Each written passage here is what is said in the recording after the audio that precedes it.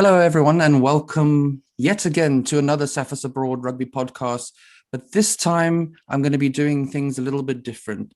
I've been wanting to do this for a while now, and I've needed the right person to sort of jump on board and help me with this. So in this section of the video, or in this series, if you want to call it, we're going to be having some special people come on the show, and we're going to talk rugby. We're going to talk about, what's been going on the weekend, in the week, everything related to rugby, and predominantly South Africans abroad. And I have a page on Instagram where I'm trying to expose a lot of these people, but I'm not the only person who's doing justice for our players.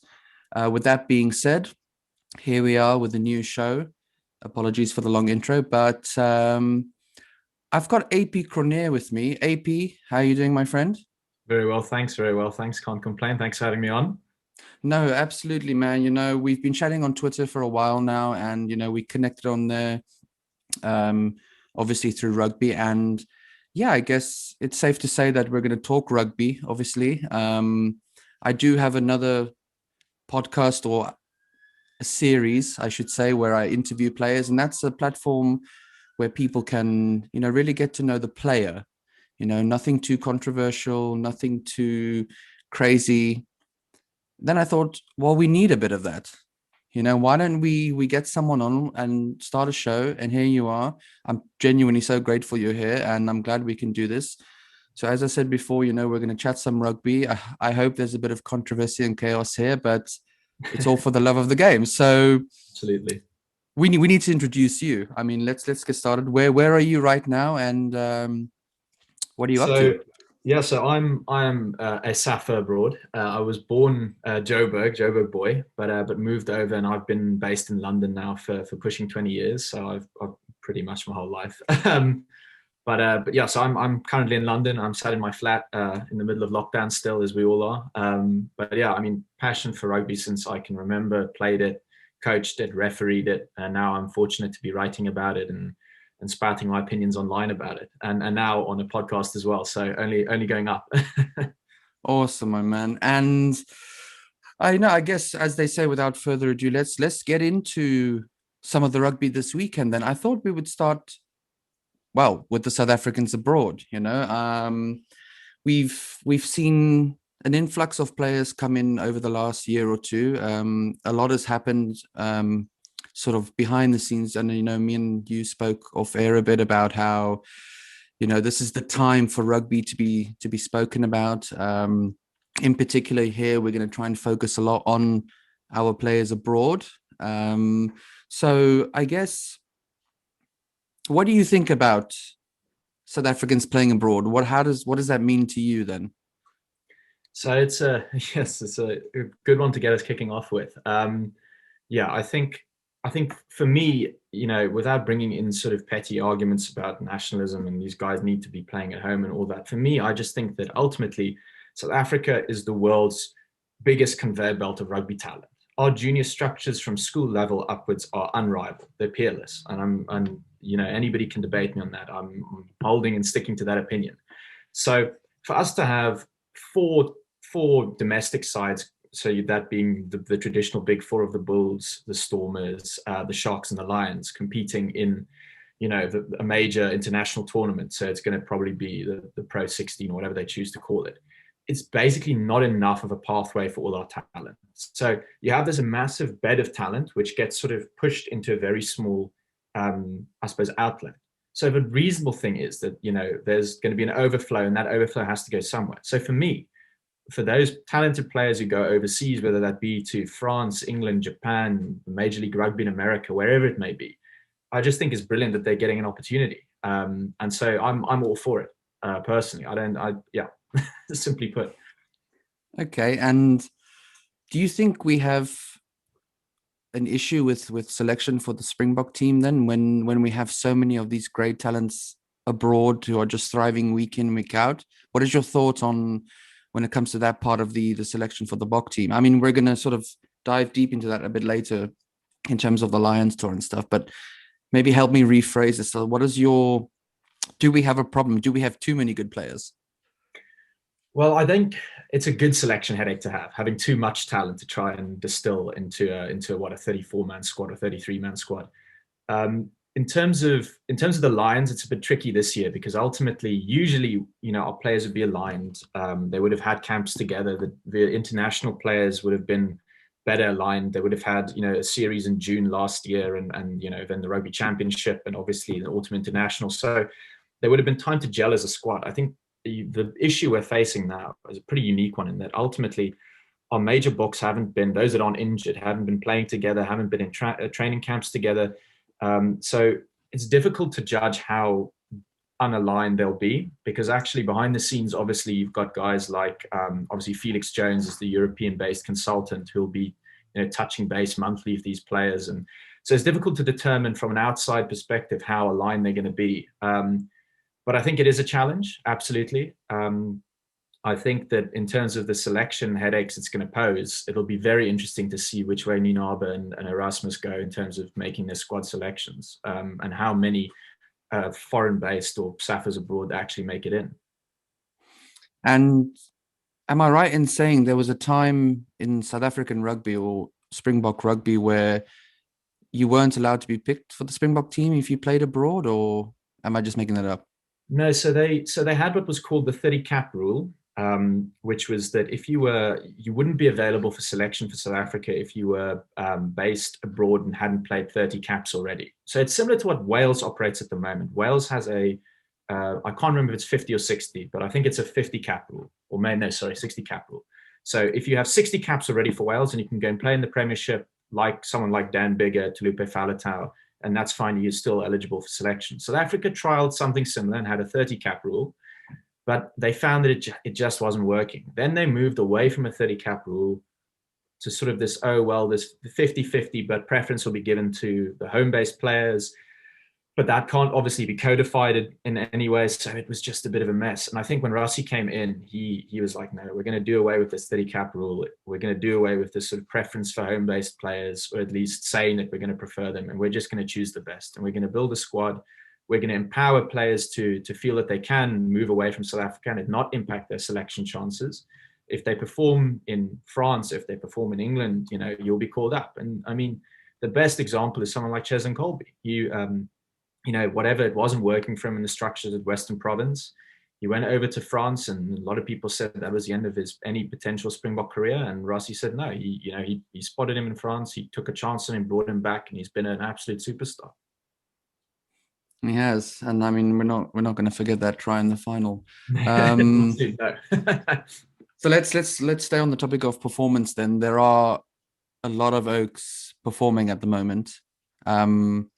Just to name a few, like you said, Cheslin Colby, Lood de Jager has come back from injury, and he's just been unstoppable. Tyrone Green, who's been at it again this weekend on the scoreboard, and there are loads of others that stand out. But I mean, for you then, who are, let's just say 3, 4, 5, pick 3, 4, 5 of your standout players who have really made a difference. And I'm going to throw a spanner in the works and say guys who haven't come from the Springbok squad in the last 12, 18 months. Okay, that's an interesting one. That is a very interesting one to throw into the works. It's a good qualifier. Well, I think the first name on the list is Andre Esterhuizen. He missed out on the World Cup squad. And some of the Springbok coaches, I think specifically, I think it was Alan Walters actually, so the SNC, the ex-SNC coach, said he was one of the most unlucky players to miss out, and he was one of the most driven, hardworking guys. So Andre Esterhuizen wasn't involved in the World Cup. He was then in 2020 very, very good for the Sharks, and then made the move to Harlequins, and has been unbelievable since. I mean, just if you follow Quins and their fans as well, he's just there all over him. They think he's the best thing since sliced bread, and it's difficult to disagree. I mean, week in, week out, he's putting in unbelievable performances. He's got red hot form at the moment. So his is absolutely the first name that I'd say I'd put on the list. And then you have his Quins teammate Tyrone Green, who's been an absolute revelation. So he also came over from the Lions. There's pretty big expectations. He's played under 20s for South Africa. And yeah, he got a bit of a slow intro, I have to say. I think he's more known to South Africans as a fullback, but is now sort of settled in at the wing. So initially didn't really get many starts, but in the last 3 or 4 weeks, he was basically given a chance and has taken it with both hands. I mean, the 2 tries he scored, it wasn't his debut, but it felt like a breakthrough debut for him against Newcastle. Was unbelievable. I mean, just super finishing ability, and he's just stepped up. So those are the first 2 names I'd say, is Andre Estes and Tyrone Green. Then I'd say the other guy who sticks out for me, or two guys, we'll go to the loose forwards, or 3 loose forwards actually. I think I've got my 5. So the first one is Cobus Wiese, who's currently sorry, I say Cobus Wiese, Jasper Wiese. Jasper Wiese, who's no offense to Cobus, who's also performed very well for Sale, but Jasper Wiese has been an absolute revelation since he's been introduced to the Premiership from the Cheetahs. He's a colossus, honestly.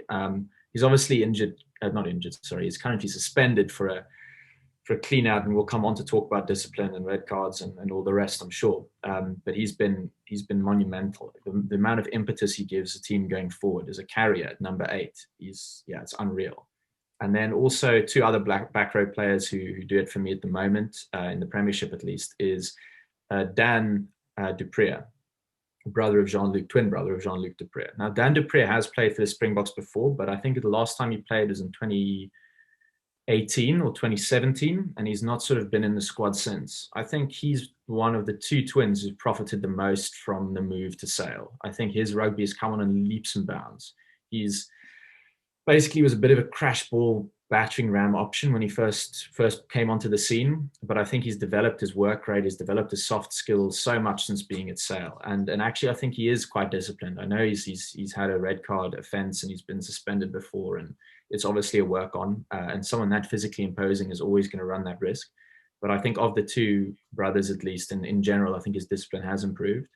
And then the last player I think sort of goes under the radar a bit, but I think is an absolute, is a brilliant player in his own right, is Johannes Kirsten at Exeter. So Kirsten is sort of a lock/flanker type player. He's played a lot at open side flank, weirdly, for someone of his size. I think he's 6'6" and 114, 115 kg. So he's not the typical build of a open side flank. He's more blind side flanker build or lock. And that's sort of where he's been used by the Bulls, and he was there, and it's where he's sort of being used now by Exeter. But I mean, the fact that they put him in at open side and were willing to play him there just shows that he must have an amazing engine on him. He plays 80-minute performances week in, week out. The amount of carries, the amount of tackles, the amount of work he does. I think there's some stat before his injury in January, he was attending on average of 55 rucks in a game. So if you're going to 55 rucks in a game to either clean or, or seal off or whatever you're doing there, that's work rate personified. And then you add into the fact that he's a line-out option, and so no, I think Johannes Kirsten is an absolute workhorse who people don't rate, and I don't really understand it. I don't get it. He's not a flashy player, so maybe that's why. But he's one. So just to recap quickly: 2 backs, 3 forwards, Tyrone Green, Andre Estesen, and then in the forwards it's Jasper Wiese, Johannes Kirsten, and Dan du Preez. That's a good selection, man. I mean, we've got a lot of great talent, but those are some of the ones that I would have had to personally to stand out. I saw your tweet earlier about Andre potentially being an option next to Damon Dielendi. Yeah, that's a little bit. I don't think that's a realistic. I mean, that's more just a thought experiment. I'd love to see those 2 as a combo. We know Damien can play 13 because he played in the World Cup there. Granted, I think it might have been against either Namibia or Canada, so not the best opposition, and he is much more of an inside center. But yeah, I think that was more just sort of a fun thought experiment.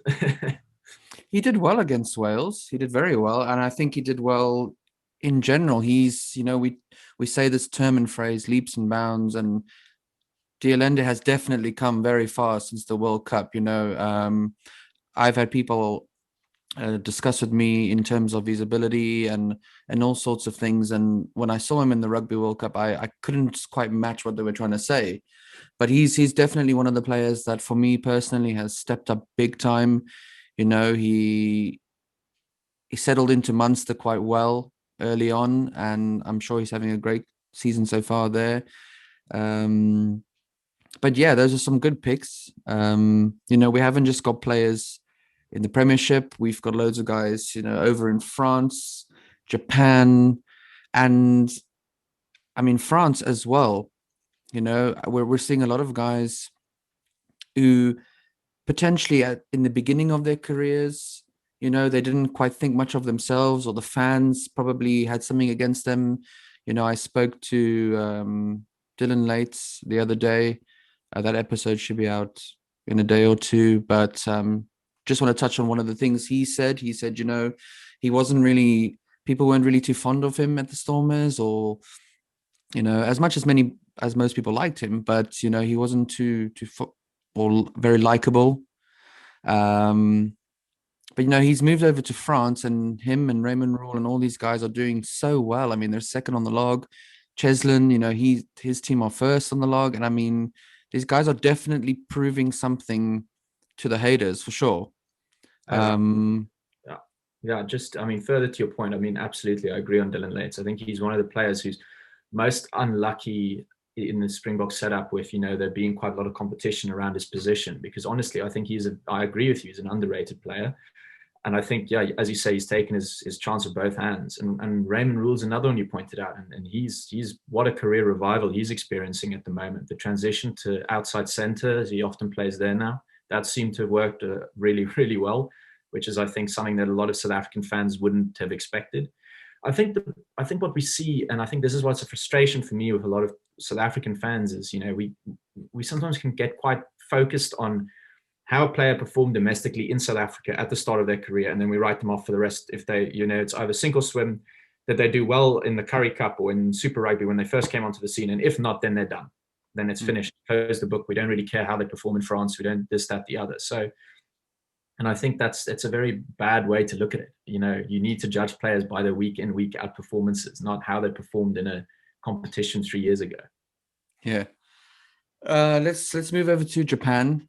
That started 3 or 4 weeks ago. They actually had a break this week. Some of the players over there, you've obviously got Willie Leroux, World Cup winner, who's doing well, really well. But the one guy that I wanted to point out to you and get your opinion on was Lionel Cronje.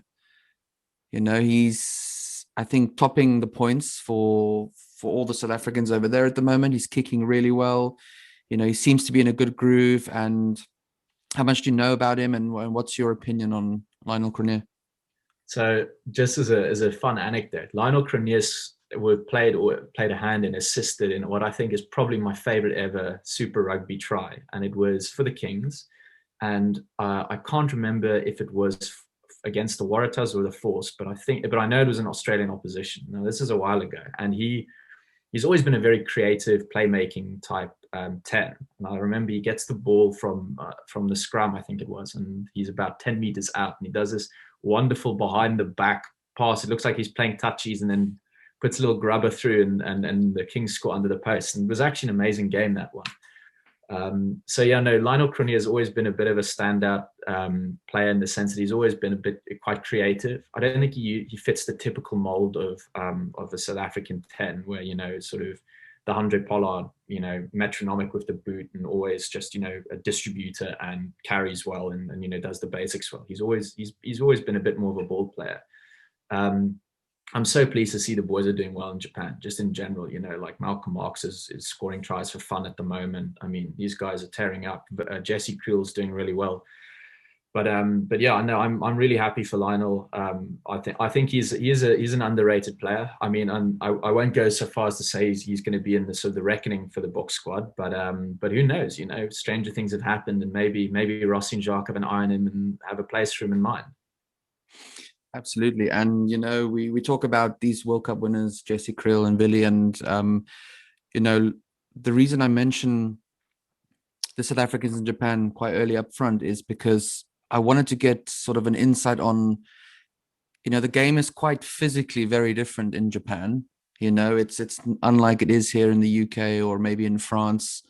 Do you think that any players are at an advantage coming from South Africa, being so big and physical, playing against oppositions, or is that just a bullshit thing to say? Like, are the Japanese as, physical or as sort of contested as our South Africans or even the Kiwis or Aussies or even some in the English? With respect to Japan, its competition and the level of competition there, which everyone that, ex-players say that no, actually is really tough. I mean, with respect to them, it offers a different challenge. Speed of play is obviously much higher, and that element is probably a challenge and an adaptation for our players. But physically, it's not in the same level as what you get in other professional leagues around the world, and that's with all respect to them. I mean, you just look at like a guy like Algis Snyman. If you look at some of the highlights videos of him in Japan, I mean, he's a brilliant player, don't get me wrong, but he was tearing up there with just too much ease almost. He was sort of all in one hand, permanently, handing off players, sprinting through defenses. It looked a bit like a dads and lads sort of game. So yeah, so it's difficult. I don't think that they get the same physical challenge. I mean, a clue as well is that the Aussies and the Kiwis and even us in South Africa, we describe players going over there as a sabbatical. So, I mean, that gives you some insight into the way we perceive it. A guy like Makazole Mapimpi who's gone over, with the agreement of the Sharks, have a bit of a break, go play some rugby in Japan, then come back refreshed. You've got Michael Hooper doing it. You've got players winding down their careers like Kieran Reid. So I think it's in an upward trajectory in terms of how difficult it is and how high level the competition is. But I think it's got a way to go still, and I think it'll get there. But I think certainly from a physical perspective, it's not anywhere near the type of level that you get in Super Rugby or in South African rugby or Premiership and in France. Mm. Yeah, no, I mean, I just don't want people to think of it as like a holiday retreat, like you say, just go have a bit of a break. It's going to be cuck easy for you to go play over there. And like, I just, because there's some good quality rugby from a lot of the players who aren't from New Zealand, Australia, South Africa, all these powerhouse teams. It's a fun league. I mean, if people can watch it, it can be a bit of a struggle for people to watch the top league at the moment, but yeah, I highly recommend it. Have you been watching much yourself? Yeah, I mean, as you say, it's a bit difficult. I sort of catch the occasional game here and there, but I mean, it's not as readily available, and I think that is a problem, as you say, because I think there are a lot of negative perceptions or assumptions about the league, and that it is, as you say, just some pony league that just players just go in and dominate in, which isn't the case. I mean, I sort of seem to be contradicting myself a little bit, but I'd like to emphasize that it is on an upward trajectory. I don't think it's there yet, but I do think it, compared to where it was, maybe 2 years ago, or even, before that, I think what we're seeing is definitely an uptick. I mean, it mirrors where Japan as an international rugby, nation is going as well.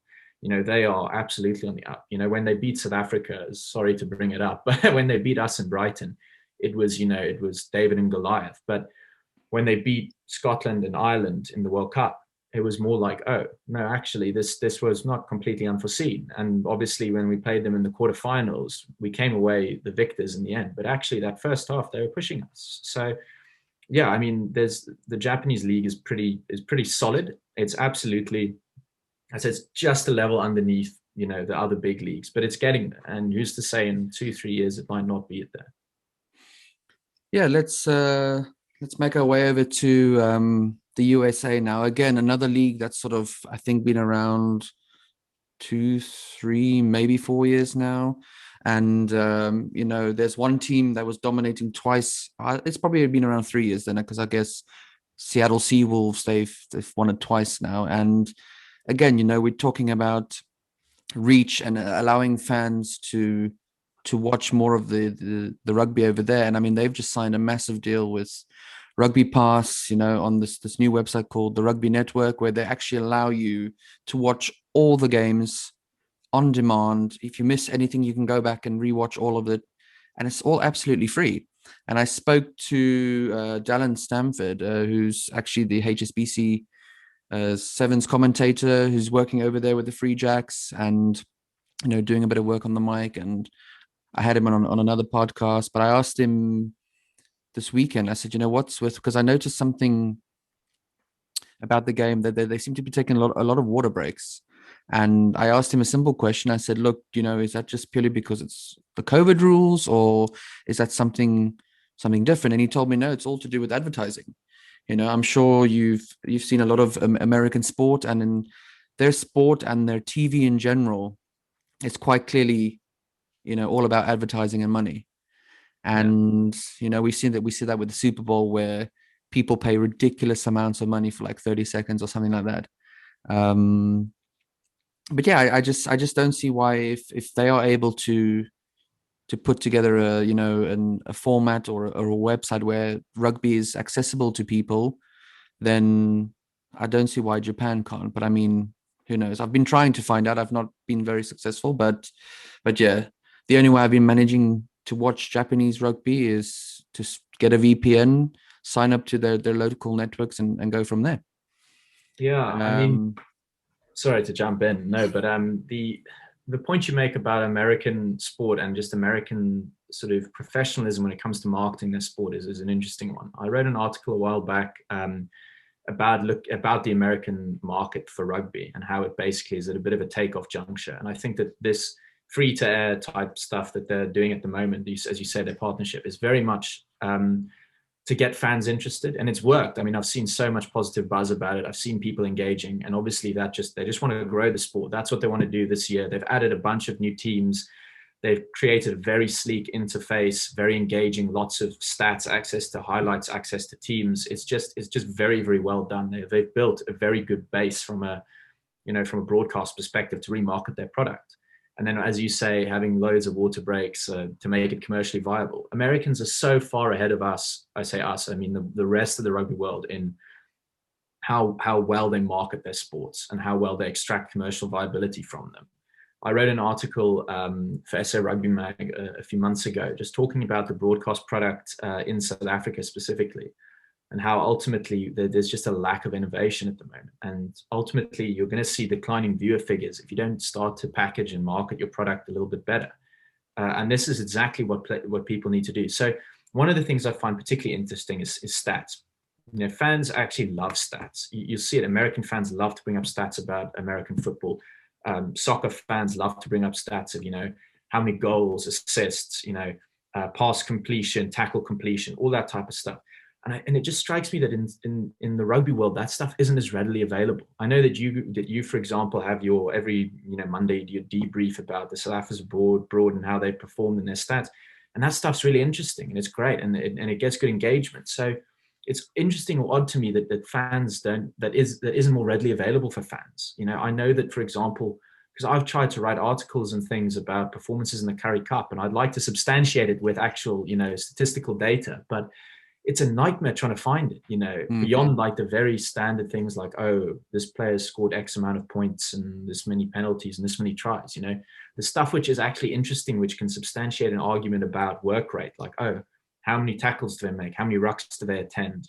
This type of stuff isn't available. And it's nice to see that the Americans and MLR, Major League Rugby, are wise to it. And they're like, no, this is the type of stuff that fans engage with. This is what builds a narrative. And this is how we market our product. So no, props to them.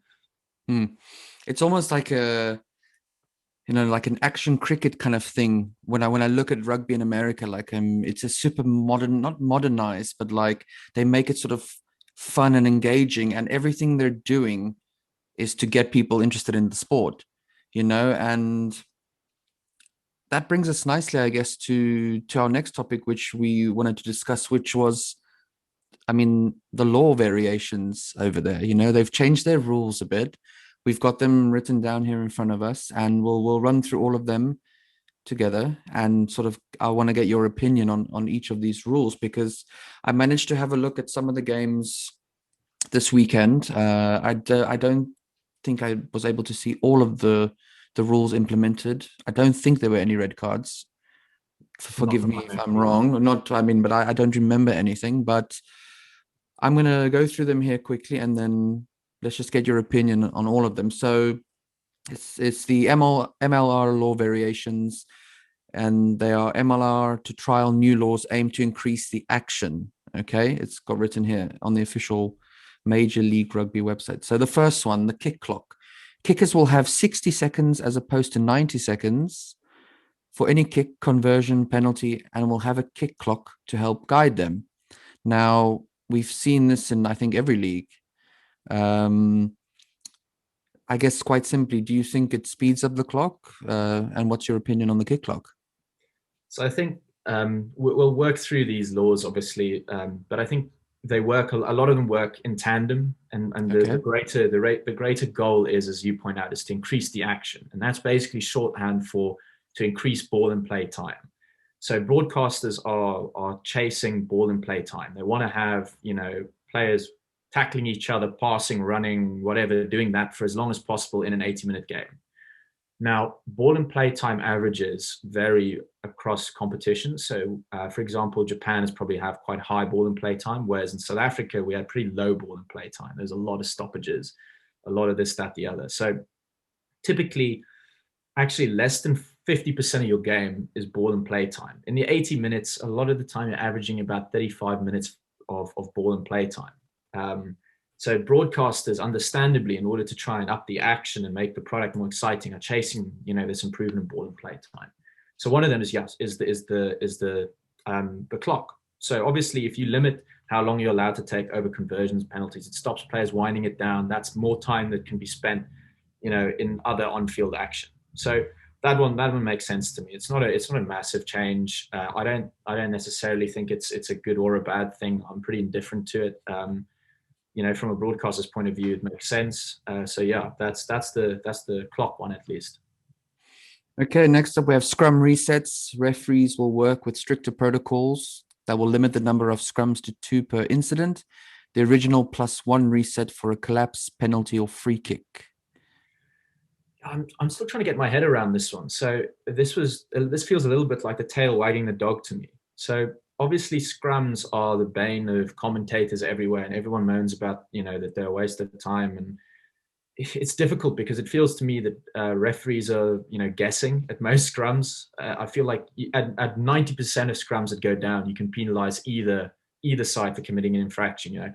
Oh yes, this player was hinging, but this player wasn't binding properly, and this one's scrumming on the angle, but this one's standing up, and this one's shoving early. So the problem is that it's such a technical area of the game, and you can implement penalties or free kicks pretty much at will there. So it's challenging. I think what they're trying to do is just limit how much time is spent there. That's why they're like, look, we're not going to have endless resets. We're going to go straight, once, twice, then penalty or a free kick or whatever, which in theory makes sense. But my challenge has always been, particularly in games with fine margins, a penalty anywhere in your half, for what might be a technical infraction could be 3 points, and that could be a difference between a win and a loss. And so if referees are effectively guessing that, or they're under instructions that, we need to make a decision within 2 resets, it might be a bit challenging. But similarly, I understand the fact that, fans, particularly fans new to the sport, which is mostly the American market, they don't want to be bogged down watching, endless scrum resets for something that they're still not, or probably don't understand yet, and are still just novices in the game. So it makes sense in this competition, but I wouldn't love to see it rolled out wider. Yeah, I mean, it's got a bit of an aspect, they've got to American football, where they've got 4 downs, and they've got limited time per down to sort of snap the ball. And I guess sort of imitates that in some respect. I mean, but then again, you're trying to look, I think all of these laws, it says here, they're trying to increase the action, limit the time per incident or involvement, as in a try or a scrum or whatever. But then again, you've got games in America that are incredibly long. American football takes over 3 hours, the baseball, very similar time. So I don't know, hockey as well. These games are long, they have loads of breaks in between. So are you trying to, speed up the game, but somehow still manage to get loads of your advertising in? I don't know. I'm sure we'll get a reason eventually. Under the post. So this one I kind of liked. I saw it in action once or twice yesterday. I can't remember the scrum half's name who for Old Glory who scored against Nola Gold, but I mean I saw it in action and it was quite quick, to be honest. It was quite cool to see. Under the post, 7 points will be automatically rewarded for any tries scored directly under the posts, and no conversion will be necessary. I mean, it's self-explanatory. What are your thoughts on this?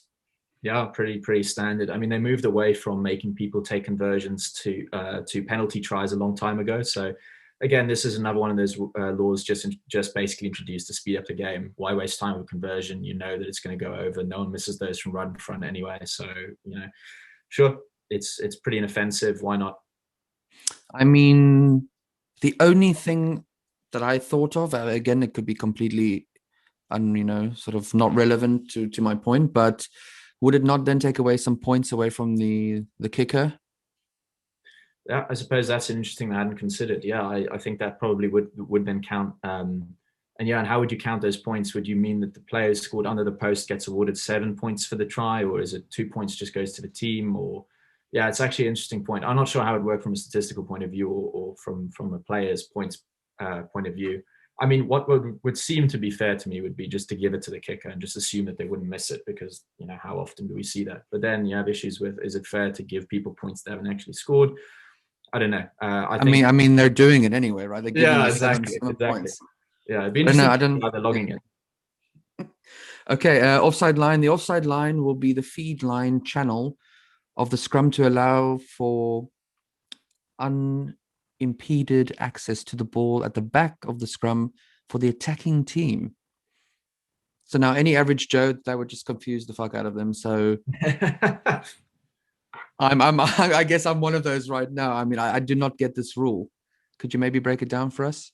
Sure. So currently, the offside line for the defensive team is the back foot of the scrum. So you have to be behind the ball, but it's basically the back. So if the ball is at the number 8's feet of the attacking side, and you see it all the time. Like Faf de Klerk is the best in the world at this. He goes and harasses the number 8 so that you can stop the number 8 picking up and going. Because as soon as the number 8 picks the ball up, if you're right next to him, you can then tackle him. Because that's where the offside line is. As long as you're behind the ball, you're fine to be there. What they're trying to do is move the offside line not to where the ball is, but where the middle of the scrum is. So where the 9 initially feeds it. So the reason I suspect they're doing is to stop players harassing, the number 8 at the back of the scrum, so the ball can just be moved away quickly, and we don't have to spend any more time at the scrum, and we can just, speed the play up. Again, it's one of those things where they want running rugby, they want to speed the play up.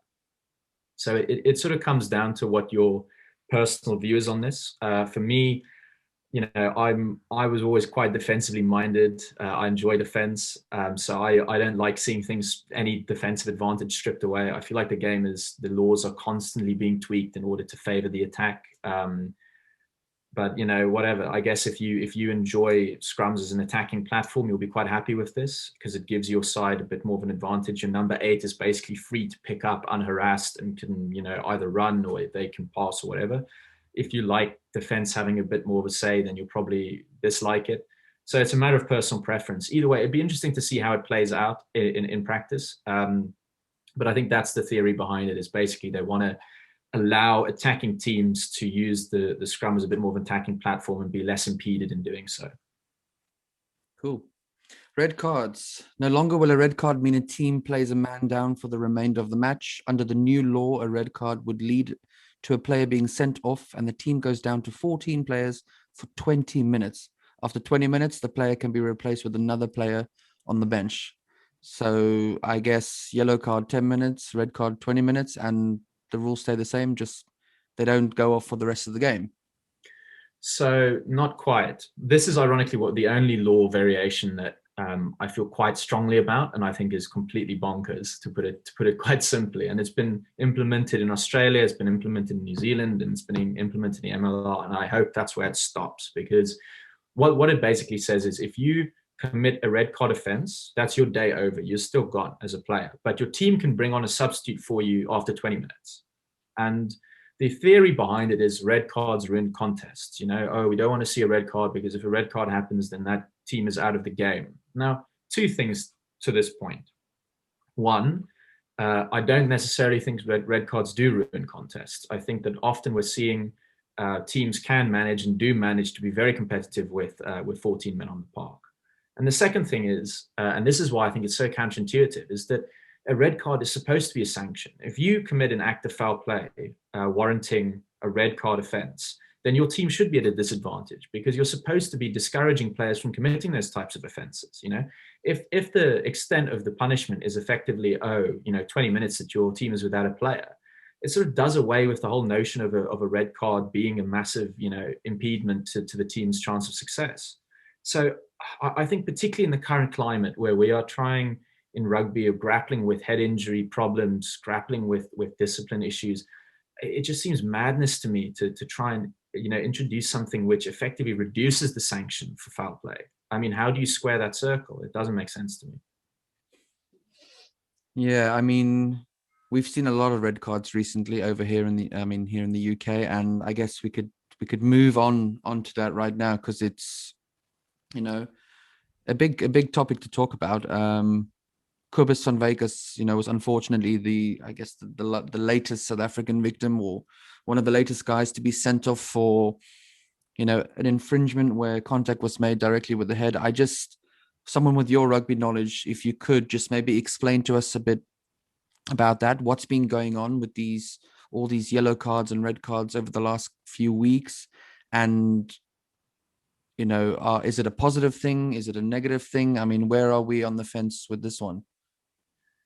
Geez, I mean, this in itself is something that people can debate for hours on end. I mean, just to give a brief overview, there's basically been, whether it's a tacit directive or whether it's been actually told to referees, but basically they're saying clamp down on anything which involves contact to the head.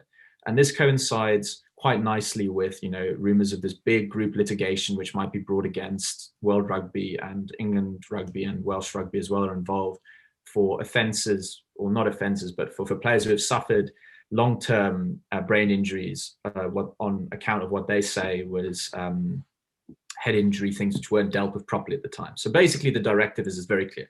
No more contact to the head of opposition players, and we need to protect the head of the opposition player at all costs. And so the way that they've decided to do that is to be very, very strict on any foul play or any action which involves contact to the head. So what we're seeing is tackles that 2-3 years ago might have been yellow cards and might have been let go. Anytime you make contact with the opposition player's head, whether that be cleaning them out at a ruck, which is how Jasper Wiese was given his red card, or whether that be in a tackle, which is how Cobus van Wyk has been sent off this week. And ironically, the player who tackled him about 2-3 weeks ago was sent off for a shoulder to his head. So it's a very difficult one. The framework is basically, if you make contact with force to the opposition player's head, that's an automatic red card, and then you look to mitigate. So you go, well, is there any mitigating factors which can take this down to a yellow card? And basically the only mitigating factor usually is, did the player drop in the contact? So if a guy is, let's say a ball carrier, is carrying the ball and he drops really low, and then the player makes contact with his head, is that can sometimes drop it down to a yellow card. But more often than not, it just stays red. And it's really difficult, but ultimately players need to change their behavior, because it's here to stay now. We can debate, on individual instances whether this is right, that is right. Maybe there should have been mitigation. Maybe it should have been yellow, not red. I mean, an example that comes to mind from this weekend is Bunde Aki, who was sent off against England in the Six Nations for a tackle on Billy Vunipola. Now, again, he, looking at that, he actually pretty good tackle technique, he's made every attempt to wrap arms, was basically just putting a good solid hit in. The problem was that Billy Vunipola, as he carried, was sort of going in, leading a little bit of his head, was a bit lower down, and, he made contact with his head, and that was it for him. Now, some people have said, yes, but Billy Vunipola was going down enough, it should have been mitigated to yellow. You can make that argument, and it's an endless debates that happen over this. But ultimately, we're just going to need to get to a position where players are just going to need to not even put themselves at open to that 50-50 risk. A player like Cobus van Wyk, who was on a kick receipt that he was sent off. So he chased the kick, and then as the player caught it, he then basically clattered into him, and his shoulder went into the guy's head. Again, it wasn't actually necessarily a bad tackle technique. The problem is he just went too high. If he flexes 20% more and he hits him on the shoulder, that's an incredibly dominant tackle. And he's probably going to drive him back, get his team to go forward. So unfortunately, as much as we might like it or dislike it or disagree or whatever, it's kind of in the players' hands now, and they're going to need to adapt, because otherwise it's not going to change. The referees are consistent on it. Yeah, you make a good point. Now, there are moments in rugby where players deserve a red card or a citing or something, even worse, to be honest. We had an incident this weekend, something that you reposted, and I kind of want to get into that a bit now. So I'll explain quickly, and if there are any details missing, then just, fill us in and help us out a bit. So you reposted a video or posted a video of Ellis Genge, I guess, right in front of the goalpost, sort of scuffling with, was it Johnny Sexton? Yeah, it was Johnny Sexton. And he kind of didn't leave it there. I think in the video, I'll try and, put a clip up, after we edit this, where he actually seems to be elbowing him in the head and the neck constantly and just battering the guy on the floor. And I mean, how can that be acceptable? I know you had a good view on this, and even some of the players, I think some of the players got involved and started sharing the tweet, and I'm actually genuinely lost for words, because I just don't know how a player can behave that way. It's not the first time Genge has been involved with something like this. This might be very controversial to say, but I just think he's just a really, really grafty player. He's just, I don't know, he seems to be getting himself into this sort of situation all the time. And what happened there? What can you run us through what happened and just sort of like elaborate on your opinion on this? Yeah, sure. I think the first thing I'd like to do is just preface this by saying it was a bit frustrating after I posted that tweet to see some of the fallout of the comments from it.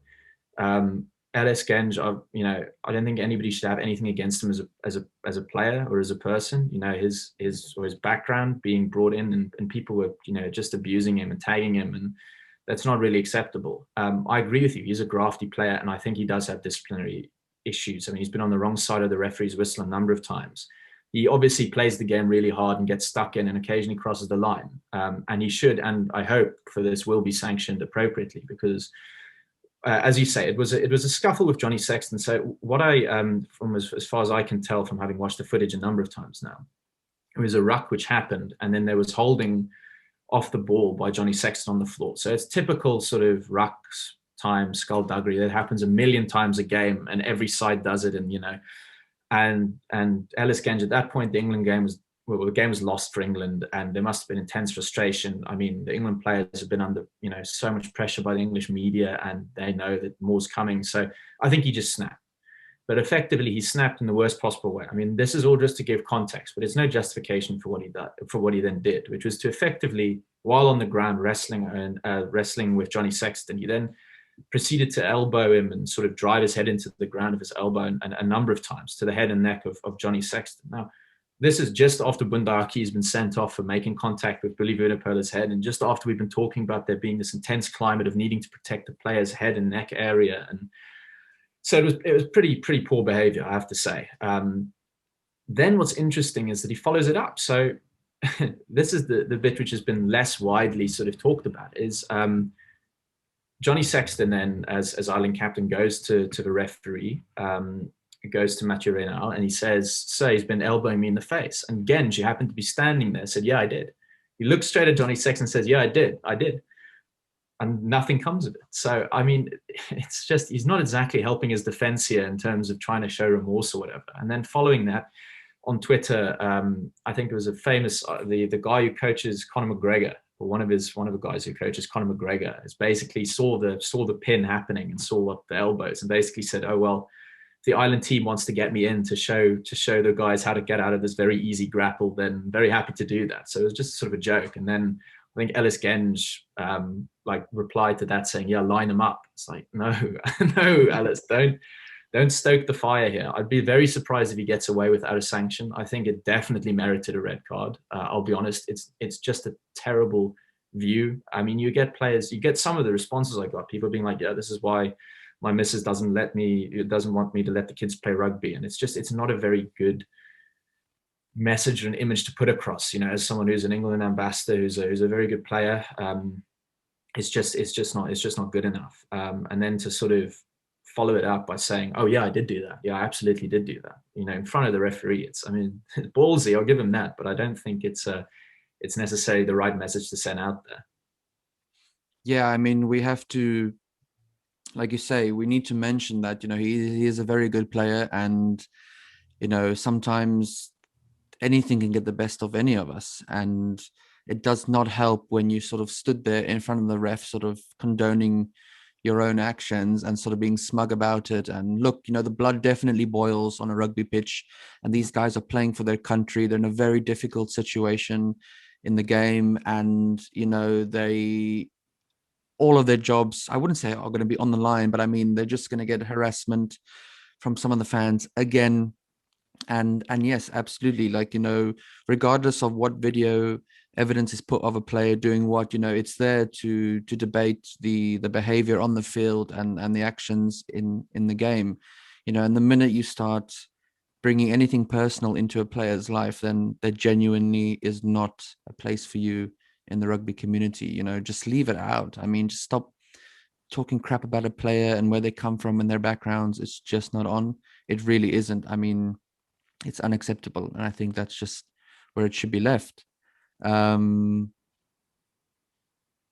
know. Let's finish on a positive note. In terms of the Six Nations, we were all given some bizarre news or surprising news or unsurprising. I don't really know how to describe it because I'm still trying to figure it out and why it was announced. But I guess in my opinion, one of the best players ever has just decided to retire, CJ Stander. Yeah, quite simply, what did you make of his retirement, and what message do you have in terms of that? Well, I think I'd like to start by echoing you and just saying what a phenomenal player he's been for Ireland. He's been, I mean, the role he's played for them. I think people underestimate the role he plays for them. He has been their sort of attacking ballast and talisman for the last 5 years. Ireland have not always had the biggest packs or have not always had ball carrying options, and he's been their go-to. If we need to generate go forward, who do we give it to? CJ. If we're on the back foot, who do we give it to? CJ. I mean, that's the role he's played for them, and he's done that brilliantly. So, I mean, absolutely, he'll go down as a legend. And the amount of outpouring of sort of emotion following his retirement and praise from ex-players and from fans and from the Irish community has actually been fantastic. You have a few chops like Luke Fitzgerald, who's always got a bit too much to say, but putting those people aside, I want to say that the vast majority, let's say 95% of Irish people have been, incredibly complimentary and are very sad to see him go, as I'm sure the wider rugby community is. I understand his reasons for retiring, and I think it speaks to who he is as a person. I think we sometimes underestimate how difficult it is. South African players are playing all over the world, but it's never easy to uproot yourself and your family, move to a completely different country, with a different culture. In CJ's case, when he's Afrikaans guy, he couldn't really even speak English. So it's a massive, massive adjustment, and it's a difficult position to put your family in who, professional sport and professional rugby is a very selfish career. You have to be selfish if you're going to be successful in it. And I think your family needs to understand that as well. But his decision now to retire and move back to South Africa is taken with his family in mind. He's got a young daughter and his wife, and so I mean that speaks to who he is as a person. He goes, look, I've tried to give my all to Ireland. I've left the Irish jersey in a better position now with a young family. It's time for me to pay them back for all the support they've given me, and I think that's fantastic. And I think credit to him. I mean, he owes no one anything. He's every right to walk away. And I mean, how many players get to say they get to walk away on their own terms? And I have to say, despite it being unfortunately in an empty stadium, to walk away in your final swan song of a game for Ireland by glopping the English is always quite fun. So I'm sure he won't mind that. No, and I mean, I'm sure I speak for both of us and everybody in the rugby world. We wish him the best, and I'm sure that's nothing else needs to be said about that, because he has given us absolutely everything, his family, everything, and it's a personal decision. And good luck to him and his family. And I'm sure if we ever see him in a rugby jersey again, I mean, let actually, do you think he will play for the British and Irish Lions? It's an interesting question. I think he should be in the squad, or I think he will be in the squad, put it that way.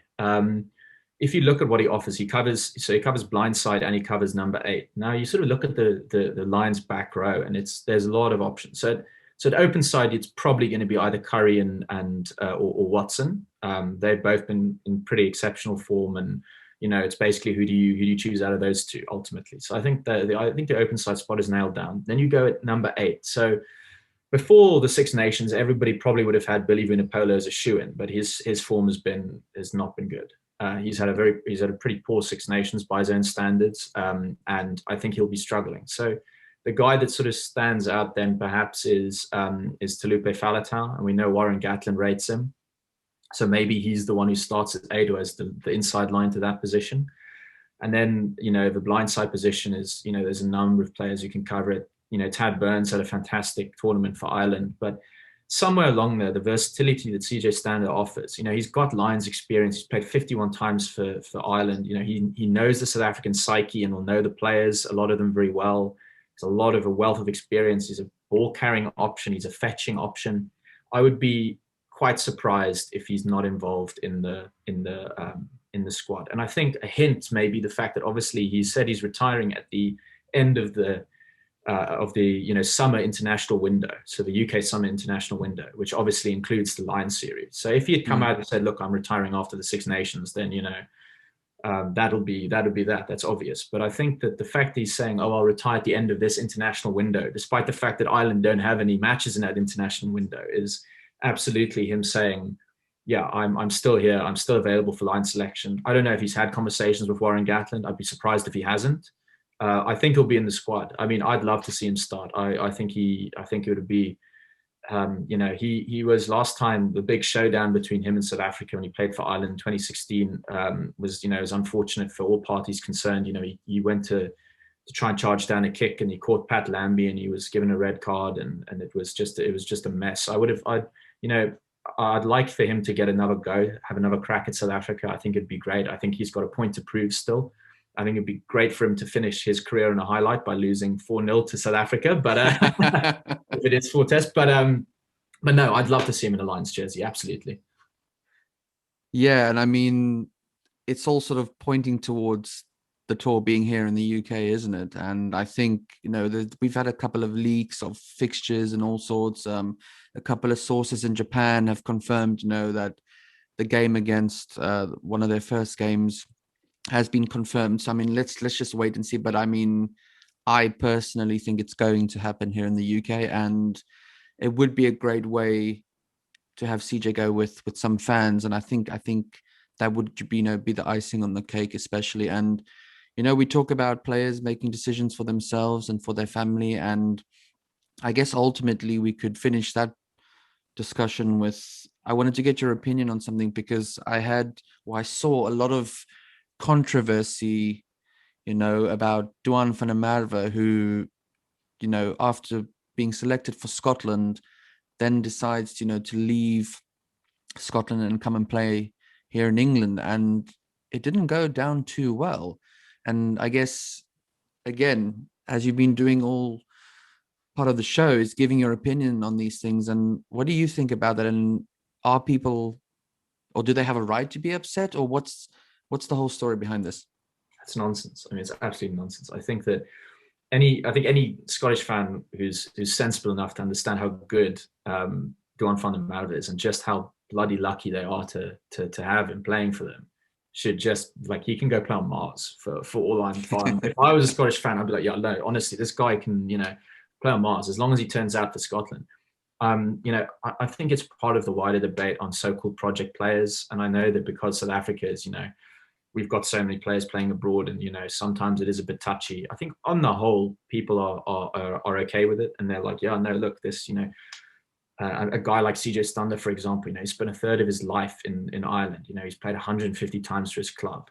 He's given everything to the jersey. I know that's slightly different with Duan van der Merwe, but he's played a long time for Edinburgh. Players' careers are short. No one, they don't necessarily. Let's talk about loyalty and this, that, the other. Seems to me to be a bit trite sometimes.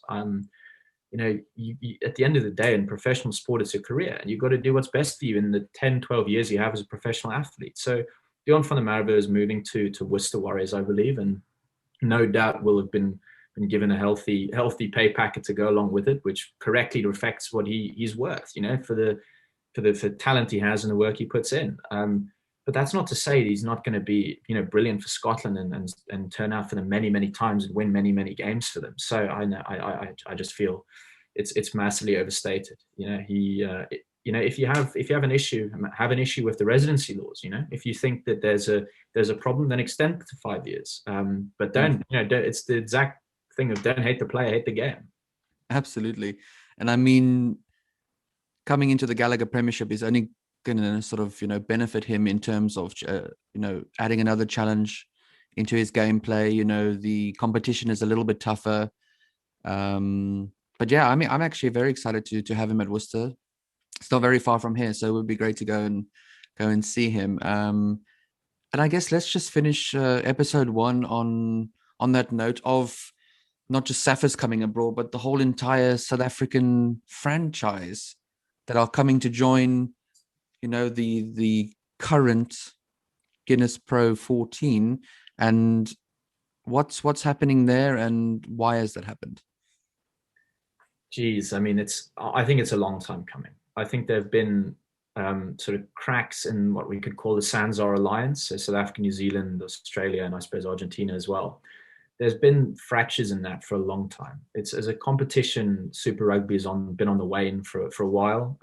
There's been a number of reasons for that. I think one of the biggest ones is logistically, it's just so difficult to try and organize a competition over, 20 time zones, whatever, something ludicrous it is, so it's just not had that buy-in. The competition's been stale. I think the broadcast product hasn't been great. So I think there are a number of reasons that those fissures have appeared, and ultimately coronavirus and the lockdown just sort of pushed it over the edge. I mean, Australia and New Zealand effectively made the decision to kick out our teams. It was the South African rugby is on record as saying it was a unilateral decision on their part.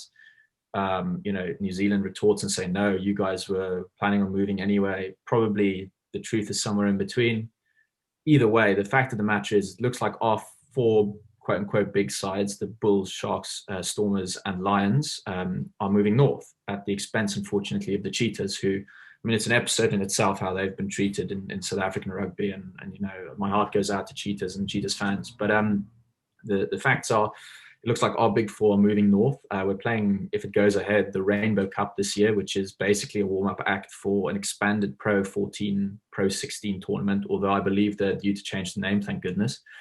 And yeah, so it looks like they're moving up. I think for our rugby, it'll be a good thing in the long run. Now, I think in the minority of saying this. I think a lot of South Africans have an emotional attachment and a sort of a feeling that Super Rugby is where we are meant to be, and competing against New Zealand is the only way that we can improve our rugby. I don't think that's necessarily true. I think that fans don't watch Leinster, Munster, and some of the Irish sides often enough to know how stiff competition it's going to be. I think people who think that we're going to come up here and just dominate and that it's some Mickey Mouse league are in for an absolute shock. I think they really are. That it's a proper competition with some proper opponents there, and I think that South Africa's addition is only going to do the competition good. And do you think this could be the start of something in the near future where potentially, we've heard some talk and some chat and all sorts on Twitter about the Springboks potentially joining something like the Six Nations? Yeah, so I'm not sure whether that's, okay, from a club perspective, I think it's the start of eventually South Africa's participation in European competitions. So the European Rugby Championship, I think, is very much on the radar, and I think that entry into the Pro 16 is a means to an end. And I'm pretty certain that's the goal of South African rugby. Long-term goal is be in Europe, be playing against your Toulouses and your Stade Français and your English Premiership clubs like Exeter and Saracens if they get back up there. So I think that is very much on the table. Whether there's going to be South African involvement in a Seven Nations or something like that, I think it's too early to say. I've heard the same whispers and the same rumors. I think an interesting indication is the fact that CVC, so the private equity firm, has taken a big chunk of a big stake in the Six Nations tournament, and they are apparently in conversations with South Africa to potentially invest and get a stake in South African rugby as well. So they also have a stake in the Pro 14 and the Gallagher Premiership. So you can see a trend which is starting to emerge, that I think that their long-term vision may be trying to unify, somehow to unify these tournaments, maybe, bring something more like a global season about, which is something that fans and players and various stakeholders have been asking for a long time. Whether it happens remains to be seen. When it happens, if it happens, that remains to be seen. But I mean, we'll keep a close eye on it and we'll see. Maybe. I mean, yeah, why not? Well, my man, it's genuinely been such a pleasure having you on here. You're incredibly knowledgeable. You know, your rugby talent or your rugby knowledge is impeccable. better knowledge than talent. You never know. But yeah, it's genuinely been such a pleasure to have you on. And, you know, I've quite clearly got the right person on here to sort of chat rugby in a sort of dirtier, deeper way. And, you know, I'm sure we could have spoken for hours, and that's usually the case when people are so interesting, such as yourself, and everything you know about the game. But you know, we're going to come back again soon and chat for sure. And yeah, I just wanted to say thank you very much, and I'll catch you in the next one for sure. Brilliant. Thanks so much, Joe. Thanks again for having me on. I've really enjoyed it, and we'll speak soon. Yeah, man. See you in the next one. Cheers, eh?